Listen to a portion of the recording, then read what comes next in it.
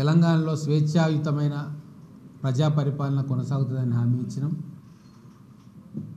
స్వేచ్ఛగా అపోజిషన్ పార్టీలు సైతం తమ కార్యక్రమాలు ఎటువంటి నిర్బంధం లేకుండా చేసుకుంటున్నారు. ధర్నాలు చేసేటోళ్ళు ధర్నాలు చేస్తున్నారు, ప్రెస్ మీట్ పెట్టేవాళ్ళు ప్రెస్ మీట్ పెడుతున్నారు, ప్రభుత్వాన్ని ప్రశ్నించేటోళ్ళు ప్రశ్నిస్తున్నారు. ఎటువంటి నిర్బంధం లేదు. ఇక్కడ మహబూబ్ నగర్లో కూడా ఈ 100 రోజుల్లో చాలా కార్యక్రమాలకు పునాది పడ్డది. ముఖ్యంగా మహబూబ్ నగర్ జిల్లాను, నియోజకవర్గాన్ని ఎడ్యుకేషనల్ హబ్గా తీర్చిదిద్దాలి. మన విద్యార్థులకు నాణ్యమైన విద్యను లోకల్గానే అందించాలనే ఒక సంకల్పంతో చాలా విషయాల్లో మేము పునాది వేసుకున్నాం. ఇప్పుడు 100 రోజుల్లో 100 రోజులు చాలా తక్కువ సమయం ఒక పరిపాలనలో, కానీ భవిష్యత్తు కోసం ఈ 100 రోజుల్లో మీ ఎమ్మెల్యేగా నేను, మా ప్రభుత్వం సరైన నిర్ణయాలు తీసుకొని సరైన పంతాలోనే పోతున్నాం. మొదటగా మన పాలమూరు యూనివర్సిటీకి దేశవ్యాప్తంగా ఖ్యాతి తీసుకురావడానికి ఇన్ఫ్రాస్ట్రక్చర్ను నెక్స్ట్ లెవెల్కు తీసుకుపోవడానికి 100 కోట్ల రూపాయలను మన రూసా నిధుల కింద శాంక్షన్ చేయించుకున్నాం. అది చాలా పెద్ద అచీవ్మెంట్. అలాగే ఏటా 10,000 మంది విద్యార్థులు మహబూబ్ నగర్ నుంచి బయటికి పోయి ఇంజనీరింగ్, మిగతా మెడిసిన్ కోర్సులు చేస్తూ ఉన్నారు. వాళ్ళ కోసం యూనివర్సిటీలో ఒక ఇంజనీరింగ్ కాలేజు, తర్వాత ఒక లా కాలేజు పెట్టాలని చెప్పి ప్రపోజల్ పెట్టి ముఖ్యమంత్రి గారితో ఓకే చేయించుకున్నాం. మహబూబ్ నగర్ సభలో ప్రకటించేది ఉండే, కానీ కోడ్ వస్తుందని చెప్పి ఆయన ప్రకటించలేదు. 100% కోడ్ ఎన్నికైన తర్వాత వారం 10 రోజుల్లో వీటికి సంబంధించిన అధికారికమైన ఉత్తర్వులు వస్తాయి. ఆల్రెడీ ఇనిషియేషన్ చేసిండ్రు. ప్రిన్సిపల్ సెక్రటరీ గారు యూనివర్సిటీకి లెటర్ రాసి ఏఐసిటికి అప్లై చేసుకోవాలి, కావాల్సినవన్నీ చేయమని చెప్పి ఆల్రెడీ అధికారికంగా ఇంటర్నల్ కమ్యూనికేషన్లో నోట్ ఇచ్చిండు. అది మీకు ఇస్తా ఫోటోకాపీ. అలాగే మహబూబ్ నగర్ను స్కిల్ డెవలప్మెంట్ సెంటర్గా చేస్తామని చెప్పి మేము మాటిచ్చినాం. 100 రోజుల్లోనే తెలంగాణలో మా ప్రభుత్వం వచ్చిన తర్వాత రెండో స్కిల్ డెవలప్మెంట్ సెంటరు మనం మహబూబ్ నగర్లో పెట్టుకుంటున్నాం. దానికి అనుమతులు వచ్చినాయి. స్థలం కూడా టెంపరీగా చూస్తూ ఉన్నాం. ఇంకొక 3 వారాలలో లేదా 4 వారాలలో మహబూబ్ నగర్లో స్కిల్ డెవలప్మెంట్ సెంటర్ స్టార్ట్ అవుతుంది. మొదలు ప్రైవేట్ భవనంలో స్టార్ట్ అవుతుంది. తర్వాత నెక్స్ట్ అకాడమిక్ ఇయర్లో ఒక మంచి భవనాన్ని నగరం నడిబొడ్డున దానికి కేటాయించబోతూ ఉన్నాం. 2-3 స్థలాలు ఐడెంటిఫై చేసినాం. కలెక్టర్ గారికి, గవర్నమెంట్కు పర్మిషన్స్ కోసం లెటర్ రాసి శాంక్షన్ చేసి ఆ స్కిల్ డెవలప్మెంట్ సెంటర్ అనేది మొత్తం మహబూబ్ నగర్ చుట్టుముట్టలో ఉన్న ప్రతి ఒక్క చదువుకునే విద్యార్థి కూడా బయటి ప్రపంచంలో ఉద్యోగం చేయడానికి వెళ్తున్నప్పుడు అన్ని విధాలుగా వాళ్ళను సుశిక్షితులను చేసి వాళ్ళకు కావాల్సిన ట్రైనింగ్ను వాళ్ళకి ఇప్పించి బయట పోటీ ప్రపంచంలో నిలదొక్కుని ఉద్యోగాలు చేసుకునే విధంగా మేమందరం కూడా వారికి ఆ స్కిల్ ట్రైనింగ్ చేసే ఏర్పాటు చేస్తూ ఉన్నాం. అలాగే ఎన్నో ఏళ్ల నుంచి మహబూబ్ నగర్లో ఒక కోరిక, హిందువులు కావచ్చు, ముస్లింలు కావచ్చు, క్రైస్తవులు కావచ్చు, శ్మశాన వాటికకు సరిగ్గా స్థలం కేటాయించలేదు అని చెప్పి అడిగారు.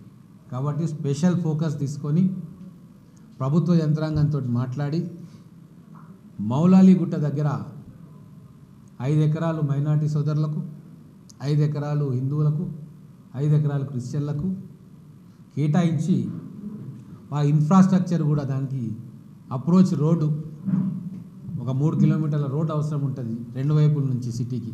ఎనుగొండ వైపు నుంచి ఒకటి, తిమ్మసాన్పల్లి దగ్గర నుంచి ఇంకొకటి, 2 రోడ్లు కూడా ఆ గుట్టకు వచ్చేటట్టుగా చేసి 2 వాహనాలను కూడా నేను ఎస్డిఎఫ్ నుంచి ఇస్తున్నా. అవి పెట్టినాము. ఈ కోడ్ అయిపోయిన లోపల మనకు ఆ వాహనాలు కూడా సిద్ధంగా ఉంటాయి. భవిష్యత్తులో ఇంకా ఎకరాలు కావాలన్నా కూడా అక్కడ స్పేస్ ఉంది. ఇక మనకు ఎక్కడ సమాధి చేయాలి, ఎక్కడ పూడ్చాలి అనే బాధ లేకుండా వచ్చే 20-25 సంవత్సరాలకు శాశ్వతమైన పరిష్కారం మనము వెతికినాం. అలాగే ఉర్దూ గారి కోసం ఎన్నో ఏళ్ళ నుంచి తిప్పలు పడతా ఉన్నాం. ఉన్న ఇక్కడ పక్కనే టిన్ షెడ్ ఉండే దాన్ని 5 అంతస్తుల భవనం చేస్తున్నాము. 15 కోట్ల రూపాయల ఎస్టిమేట్ తోటి 5 ఫ్లోర్లతోటి మన మైనార్టీ సోదరులు హజ్కి పోవడానికి ఉన్న ఏర్పాట్లు, అక్కడ సాంస్కృతిక కార్యక్రమాల కోసం కానీ, లైబ్రరీ కోసం కానీ, లేదు బయటి ప్రాంతాల నుంచి వస్తే అక్కడ సేద తీరడానికి రూమ్స్ కానీ, ఇవన్నీ కూడా ఒక మాస్టర్ ప్లాన్ తోటి 5 అంతస్తుల భవనాన్ని నిర్మాణం చేసుకోవడానికి 15 కోట్ల రూపాయలు ముఖ్యమంత్రి గారు సమ్మతం చెప్పింది. అలాగే షాదీఖానా ఎప్పటి నుంచో కోరుకుంటున్నారు. ఇక్కడ తిరుమల తిరుపతి దేవస్థానంలో హిందువుల సాంస్కృతిక కార్యక్రమాలు జరుగుతాయి. ఇంకా 2-3 స్థలాలు ఉన్నాయి, కానీ మైనార్టీస్కు లేవు. కాబట్టి ఒక షాదీఖానా వాళ్ళకి పేద మైనార్టీలు వాళ్ళ పెళ్ళిళ్ళు చేసుకోవడానికి అనుకూలంగా ఒకటి నిర్మాణం చేయాలని డిమాండ్ ఉండే. గత ప్రభుత్వాలు ఏవి కూడా వాటిని పట్టించుకోలేదు. కానీ మేము వచ్చిన తర్వాత గౌరవ ముఖ్యమంత్రి గారి దృష్టికి తీసుకుపోయి 25 కోట్ల రూపాయలు దానికి ఇవ్వాలని చెప్పినాము. వాళ్ళు శాంక్షన్ చేసిండ్రు. ఒక 2-3 లొకేషన్స్ కలెక్టర్ గారు ఐడెంటిఫై చేస్తారు. అది పట్టణంలోనే ఉంటుంది, ఎక్కడో ఊరికి విసేసినట్టు ఉండదు. ఏదైనా ఒక కార్యక్రమం చేస్తే పేరు కోసమో పేపర్లో రాయించనీకనే ఎన్ఎం శ్రీనివాసరెడ్డి చేయడు.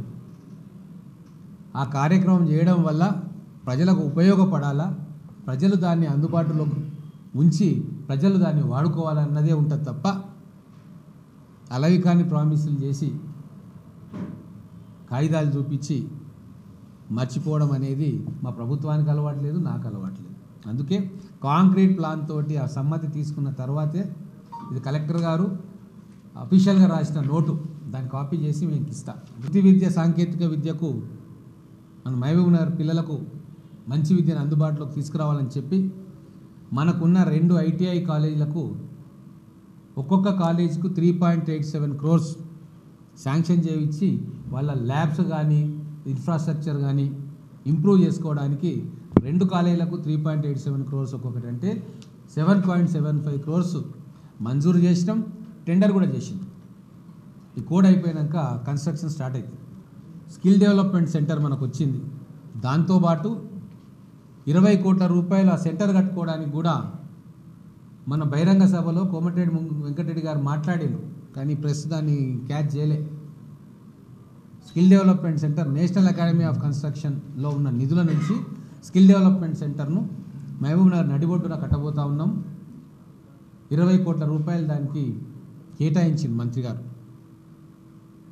దానికి కావాల్సిన డాక్యుమెంటేషన్ కూడా తయారవుతా ఉంది. తర్వాత మహబూబ్ నగర్లో డ్రైనేజ్ పరిస్థితి ఎట్లుందో అందరికీ తెలుసు. అమృత్ స్కీమ్ కింద కేంద్ర ప్రభుత్వము రాష్ట్ర ప్రభుత్వము 30% షేర్ రాష్ట్ర ప్రభుత్వము, 70% షేర్ కేంద్ర ప్రభుత్వం. ఈ సెంట్రల్ స్కీమ్స్ పూర్తిగా ఉపయోగించుకోవడంలో బీఆర్ఎస్ ప్రభుత్వము విఫలమైపోయింది. కాబట్టి గౌరవ ముఖ్యమంత్రి గారి ఆదేశాలతోటి ఎక్కడెక్కడైతే మ్యాచింగ్ గ్రాంట్ రాష్ట్రం ఇవ్వాలనో వాటన్నిటిని కూడా మేము తూచా తప్పకుండా ఇస్తాం. కేంద్రం నుంచి వచ్చే ప్రతి రూపాయిని కూడా తీసుకొచ్చి సద్వినియోగం చేస్తాం. ఆ క్రమంలో భాగంగానే డ్రైనేజ్ వ్యవస్థకు, ఎస్టీపీకి, డ్రైనేజ్ నెట్వర్క్ కోసం 216 కోట్ల రూపాయలు, యాక్చువల్గా పాత నామ్స్ ప్రకారంగా అది ఎలిజిబుల్ కాదు, మళ్ళీ దాన్ని రీప్రాసెసింగ్ చేసి మళ్ళీ పంపించి టెండరింగ్కి పెట్టించి ఆ టెండర్ కూడా అయిపోయింది. Sewerage treatment, sewerage network, interception and diversion structures 266.8 crores. పాతవి చాలా ఉన్నాయి, పేక మేడలు, అది చేస్తాం ఇది చేస్తామని. కానీ గ్రౌండ్ కావాలి కదా, అడ్మినిస్ట్రేటివ్ శాంక్షన్స్ రావాలి, టెండర్ ప్రక్రియ పూర్తి కావాలి, కాంట్రాక్టర్ ఎన్నుకోబడాలి, కాంట్రాక్టర్ భూమి పూజ చేయాలి, కాంట్రాక్టర్కు నిధులు ఇవ్వాలి, తర్వాత కన్స్ట్రక్షన్ అవుతుంది. మాటలు చెప్పడం చాలా ఈజీ, కానీ దాన్ని చేతల్లోకి తీసుకురావడం చాలా కష్టం. కాంగ్రెస్ ప్రభుత్వం ఆ పని చేయబోతూ ఉంది, చేస్తుంది. ఎలక్ట్రిసిటీది కూడా మహబూబ్ నగర్ పట్టణంలో గృహజ్యోతి కనెక్షన్ ఎలిజిబిలిటీ కోసం మున్సిపాలిటీ సిబ్బంది కావచ్చు, ఎలక్ట్రిసిటీ సిబ్బంది కావచ్చు, మహబూబ్నగర్ రూరల్ మండలంలో 24,000 మంది డొమెస్టిక్ కన్జ్యూమర్స్ ఉంటే 14,000 మంది ఎలిజిబుల్ అయ్యారు. రఫ్ ఫిగర్ చెప్తున్నాను నేను. దాంట్లో ప్రూఫ్స్ ఉన్న వాళ్ళు 10,000 మంది. సో ఆ 10,000 మందికి మహబూబ్నగర్ మండలంలో రేపు ఈ ఎలక్షన్ కోడ్ అయిపోయిన తర్వాత జీరో బిల్ వస్తుంది. వాళ్లకు మేము ఇచ్చిన గ్యారంటీ అమలవుతుంది. హన్వాడ మండలంలో 10,000 హౌస్ హోల్డ్స్ ఉంటే 9,300 ఎలిజిబుల్ ఉన్నాయి. దాంట్లో డాక్యుమెంటేషన్ పూర్తిగా అయి శాంక్షన్ అయినాయి దాదాపు 7,000. ఈ 7,000 ఇండ్లకు ఎలక్షన్ కోడ్ అయిపోయిన తర్వాత వచ్చే మీటర్ బిల్ ఏదైతే ఉంటుందో అది జీరో బిల్ వస్తుంది. మున్సిపాలిటీ విషయానికి వస్తే డొమెస్టిక్ కన్జ్యూమర్స్ ఇప్పుడు మున్సిపాలిటీలో 71,000 డొమెస్టిక్ కన్జ్యూమర్స్ ఉన్నారు. దాంట్లో ప్రజాపాలనలో అప్లికేషన్స్ ఇచ్చిన వాళ్ళు 23,000 మంది ఇస్తే దాంట్లో మన అధికారులు ఇప్పటివరకు చేసిన తనిఖీల్లో 14,662 మంది ఎలిజిబుల్ అని తేలింది. ఇంకా కొంతమందికి అప్లోడ్ చేసేది ఉంది. ఎలిజిబుల్ కన్జ్యూమర్ ప్రతి ఒక్కరికి కూడా గృహజ్యోతి స్కీము మా ప్రభుత్వం ఇయనీకి సిద్ధంగా ఉంది. అది ఆ ఇంటి వాళ్ళని కూడా నేను కోరుతా ఉన్నా, ఒకవేళ మీకు 200 యూనిట్ల కంటే లోపల వస్తే మీరు వెళ్ళి మున్సిపాలిటీలో ఎలక్ట్రిసిటీ దగ్గరనో మీ డాక్యుమెంట్స్ కాగితాలు పాత బిల్లులు ఇస్తే వాళ్ళు అప్లోడ్ చేసుకుంటారు. ఇవన్నీ చేసుకున్న తర్వాత రేపు పార్లమెంట్ ఎలక్షన్స్ అయిపోయి కోడ్ తీసేసిన తర్వాత మీకు కూడా జీరో బిల్ వస్తుంది. మీరేం అధైర్యపడాల్సిన పని లేదు. ఈ ఒక్క నెల ఓపిక పడితే మిగతా రాష్ట్రంలో మిగతా ప్లేసెస్లో ఎట్లయితే జీరో బిల్స్ వస్తున్నాయో మనకు కూడా అదే వస్తుంది. కేవలం మనకి ఎమ్మెల్సీ కోడ్ ఉన్నందుకు మనం సకాలంలో ప్రక్రియ పూర్తి చేయలేకపోతూ ఉన్నాం. పోర్టల్ ఈ మహబూబ్ నగర్ జిల్లాకు క్లోజ్ చేసింది. ఎలక్షన్ కమిషన్ గైడ్లైన్స్ ఆదేశాల ప్రకారంగా ఏదైతే అధికారులు అప్లోడ్ చేయాలనో వీళ్ళకి యాక్సెస్ డినై చేసినారు. అందుకోసం మనకు జీరో బిల్ రావట్లేదు. ఇది కోడ్ వచ్చింది, మనం ఏం చేయలేం కాబట్టి ఒక నెల రోజులు ఓపిక పడితే ఆ పార్లమెంట్ ఎలక్షన్స్ తర్వాత మిగతా జిల్లాలో ఎట్లయితే జీరో బిల్ వస్తుందో ఇక్కడ కూడా అదే ప్రక్రియ మొదలవుతుంది. ఇంకొకటి, ఇప్పుడు మనము మాలాంటి వాళ్ళ పని ఇన్ఫ్రాస్ట్రక్చర్ని క్రియేట్ చేయడం, భవిష్యత్ అవసరాల కోసం ఏమేమి చేయాలి అని చేయడం. నేను అప్పుడు ఎమ్మెల్యేగా ఉన్నప్పుడు కరెంటు కొరత తీవ్రంగా ఉంది, ఫ్లక్చుయేషన్స్ ఉన్నాయంటే దానికి పరిష్కారం ఏంది అని విద్యుత్ అధికారులను అడిగినప్పుడు సబ్స్టేషన్స్ కావాలి సార్ అంటే ఆ రోజు ఎస్విఎస్ దగ్గర ఒకటి, పాలకొండ దగ్గర ఒకటి సబ్స్టేషన్ల కోసం ల్యాండ్స్ కబ్జాలో ఉంటే విడిపించి వాటిని విద్యుత్ శాఖకు అందజేయడం జరిగింది. ఈరోజు అక్కడ సబ్స్టేషన్లు ఉన్నాయి. ఆ ఏరియాలో కరెంటు రెగ్యులేట్ చేయడానికి ఉపయోగపడతాం. కానీ ఇక్కడ ఏం జరిగిందంటే గత ప్రభుత్వంలో ఉన్న వాళ్ళు అలాట్ చేస్తా అన్న ల్యాండ్లనే కబ్జా పెట్టి దాని సబ్స్టేషన్ పక్కన పడేసారు. వాళ్ళకు ఆడ భూమి కళ్ళలో మెదులుతుంది కానీ ఆ భూమి సబ్స్టేషన్ వస్తే ఎన్ని వేల ఇండ్లలో వెలుతురులు వస్తాయి అన్న ఆలోచన వాళ్ళకి లేకుండే. అందుకే ఇప్పుడు మేము వచ్చిన తర్వాత మెడికల్ కాలేజ్ దగ్గర ఏదైతే అలాట్ అవుతుందో దాన్ని కబ్జా నుంచి విముక్తి చేసి వాళ్ళకి హ్యాండ్ ఓవర్ చేస్తాం. అలాగే మొత్తం రేపు పాలమూరు యూనివర్సిటీ పెద్దగా కాబోతూ ఉంది. యూనివర్సిటీ అధికారులను ఒప్పించి యూనివర్సిటీలోనే ఒక 33/11 kV సబ్స్టేషన్ను ఇవ్వడానికి యూనివర్సిటీని ఒప్పిస్తూ ఉన్నాం. దాంతో ఆ చుట్టుముట్టు ప్రాంతాల్లో వీరన్నపేట దాకా ఆ సబ్స్టేషన్ ఉపయోగించుకొని నాణ్యమైన విద్యుత్ వస్తుంది. మనకి బండమీదపల్లి, వీరన్నపేట, ఆ చుట్టుముట్టు మహబూబ్నగర్ మండలంలో గ్రామాలు కూడా వస్తాయి. అలాగే హన్వాడ మండలంలో కూడా పెద్దార్పల్లిలో, బుద్ధారంలో ప్రభుత్వ జాగం చూసి అక్కడ 33 kV సబ్స్టేషన్ను పెట్టడానికి కూడా నేను అధికారులకు ఆదేశాలు ఇచ్చిన. మా ఉద్దేశం అంతా ఒకటే, ప్రభుత్వ భూములలో ప్రభుత్వానికి సంబంధించిన పనులు జరగాలి. వాటిని కబ్జా ఎవ్వరు చేసినా ఊరుకునేది లేదు. ఆ కబ్జా నుంచి బయటికి తీసుకొస్తాం ల్యాండ్.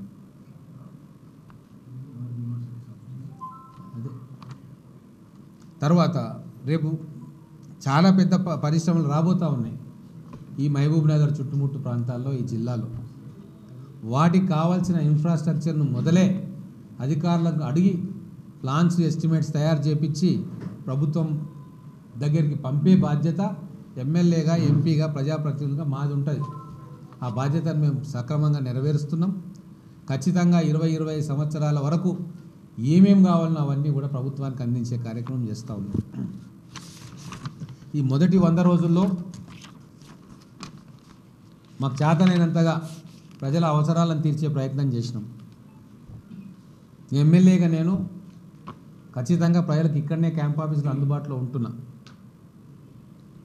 హైదరాబాద్కి వెళ్తే కేవలం అధికారులతో శాంక్షన్ చేయించుకోవడానికి సెక్రటేరియట్ పోవడం తప్ప నాకు వేరే ఏం పని లేదు. ఇంకా ఉంటే ఇక్కడ ఉంటా ప్రజలతోటి, లేదా గ్రామాలలో ఉంటా, లేదా హైదరాబాద్కు పోతే సెక్రటేరియట్ అసెంబ్లీ తప్ప ఇంకో దగ్గర ఉండను. గెలిపించినందుకు, ప్రేమతో నన్ను ఆశీర్వదించినందుకు వాళ్ళ రుణం తీర్చుకునే విధంగా నా పనితనం ఉంటుంది. ఇంకోటి దయచేసి, అంటే మళ్ళీ దీన్నే హెడ్లైన్ చేయకండి దయచేసి, మీ అందరు కూడా చెప్తా ఉన్నా, ఈ భూముల పంచాయతీలు, ట్రాన్స్ఫర్లు, ఉద్యోగాల కోసం నా దగ్గరికి రాకండి. ఎమ్మెల్యే పని అది కాదు. అంటే దీన్ని హెడ్లైన్ చేయకండి, సైడ్ లైన్లో రాయండి. నేను కేవలం ప్రజా సమస్యలు తీర్చనీకే రోడ్ల కోసము, డ్రైనేజ్ కోసము, విద్యా వ్యవస్థ కోసము, కాలేజీల కోసము, పరిశ్రమల స్థాపన కోసము, అధికారులు ఏమైనా తప్పు చేస్తుంటే వాళ్ళని సరిదిద్దడం కోసము, దీనికోసం ఎమ్మెల్యే ఉన్నాడు. ఉద్యోగాలు వచ్చేవి ప్రభుత్వం ఇస్తుంది, ఎమ్మెల్యే ఉద్యోగం ఇయ్యడు. కాబట్టి మీ అందరికీ వర్తిస్తుంది అది. దయచేసి నా దగ్గరికి భూముల పంచాయతీలకో ఉద్యోగాల కోసమో రాకండి. నా పని కాదు. నా పనికి ఇవి ఇప్పుడు చెప్పిన పని, దాన్ని నేను సిన్సియర్గా అమలు చేస్తా. ఎటువంటి ప్రయత్న లోపం ఉండదు.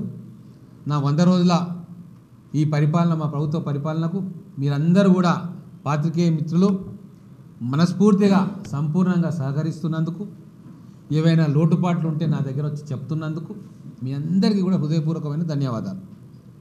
మీకు ఒకటి రిక్వెస్ట్ కూడా చేస్తూ ఉన్నా, మీరు ఏదైనా చెప్పడానికి వచ్చినప్పుడు గుంపులో చెప్పకండి దయచేసి. ఎక్కదు, ఫ్రీ టైం మార్నింగో ఈవినింగో రండి, ఛాయ్ తాగుకుంటా ఎక్కడ ఏ సమస్య ఉంది ఏందనేది మళ్ళీ మనం డిస్కస్ చేసుకుంటాం. ఏం చేస్తున్నారు కొందరు మిత్రులు, 100 మంది ఉంటే వచ్చి ఏదేదో చెప్తా ఉంటే ఏడెక్కుతుంది. హ్యూమన్ మైండ్కి అట్లా ఎక్కదు.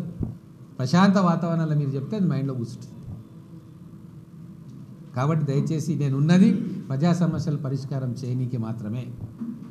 ఎటువంటి సమస్య అయినా, ఎటువంటి ఇబ్బందులున్నా, లేదా ప్రభుత్వం నుంచి ఏమైనా తప్పులు జరుగుతున్నా మా దృష్టికి తీసుకురండి, దాన్ని సరిచేసే